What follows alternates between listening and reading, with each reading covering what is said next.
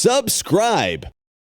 गांव के लोग बाग में जाने से डरते हैं। उनका मानना है कि उस गुफा में एक जिन्न निवास करता है जिसने अपनी तंत्र में गांव वालों के मन में डर बना रखा है।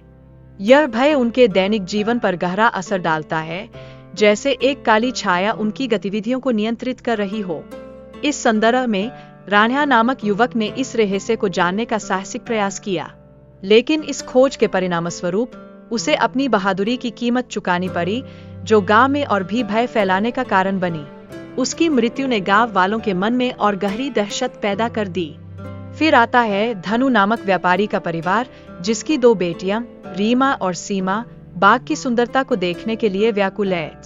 वे अपने पिता की चेतावनियों के बावजूद इस आकर्षक बाग में जाने का निर्णय लेती है, यह जानते हुए कि यह यात्रा कितनी जोखिम भरी हो सकती है। गांव की चर्चाओं में यह भी कहा जाता है कि गुफा में एक जिन्न है जो लोगों को अपनी ओर खींचता है। यह वह गुफा है जो गांव के सरपंच के द्वारा संरक्षित है। किंवदंतियों के अनुसार वहां खजाने का भंडार भी छिपा हुआ हो सकता है। जैसे ही दो चोर गुफा के अंदर दाखिल होने वाले थे, अचानक वहां एक भयानक औरत प्रकट हुई। उसकी आंखों में गहरी चश्मा जैसी चमक थी। उसने चोरों को चेतावनी दी कि गुफा में एक खतरनाक जनरल मौजूद है। इस चेतावनी ने चोरों को दृढ़ता से सोचने पर मजबूर किया।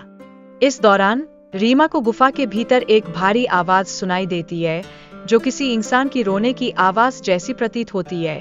वह आवाज मदद की गुहार लगाती है। यह आवाज उसके दिल में एक अदृश्य खिंचाव पैदा करती है, उसे अनजाने में खींचती है।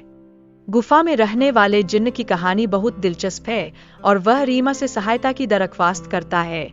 उसकी परछाई से भयभीत होते हुए भी रीमा अपनी जिज्ञासा को शांत नहीं कर पाती। वह जानती है कि उसे अपने साहस को परखना होगा। गुफा के तहखाने में प्रवेश करने के लिए रीमा को एक मशाल का सहारा लेना पड़ता है। यह मशाल उसे अंधेरे में मार्गदर्शन प्रदान करती है और साथ ही यह उसके भीतर छिपे साहस को भी उजागर करती है।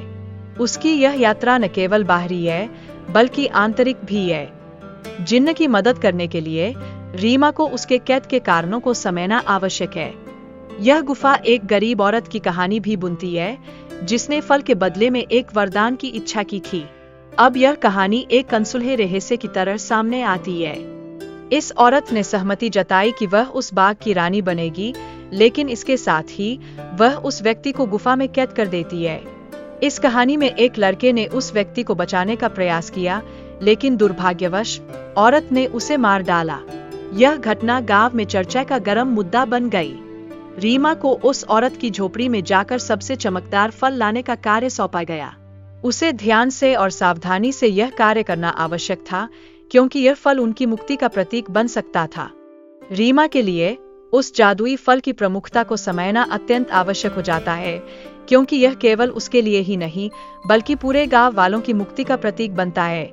यह उसे सोचने पर मजबूर करता है कि क्या वह इस चुनौती का सामना कर पाएगी। लालची औरत का पात्र इस कहानी में नकारात्मकता का प्रतीक बन जाता है, जो अपनी स्वार्थी इच्छाओं के लिए रीमा को नुकसान पहुंचाना चाहती है।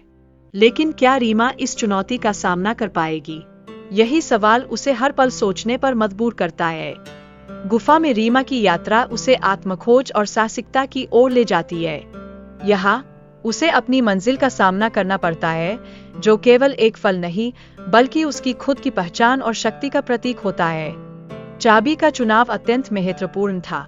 यदि रीमा गलत चाबी चुनती तो सभी चाबियां अदृश्य हो जाती। सही चाबी का चुनाव करना एक चुनौती थी, जो रीमा की सोच और समझदारी का परीक्षण करती है। जिन्न ने अंततः रीमा को उसकी बहादुरी के लिए धन्यवाद दिया और उसकी इच्छा को पूरा करने का वादा किया। यह दर्शाता है कि साहस का फल हमेशा मीठा होता है और यह जीवन में आत्मविश्वास का एक बड़ा उदाहरण प्रस्तुत करता है। गांव वालों ने रीमा की बहादुरी का स्वागत किया और अब वे बिना किसी भय के जीने लगे हैं। यह कहानी साहस और निडरता का एक अद्भुत उदाहरण प्रस्तुत करती है, जो हमें यह सिखाती है कि डर का सामना करना ही सच्चा साहस है। इस प्रकार रीमा की यात्रा केवल एक साहसिक कथा नहीं है, बल्कि यह हमें यह दिखाती है कि आंतरिक साहस और आत्मविश्वास के साथ हम किसी भी चुनौती को पार कर सकते हैं। Subscribe.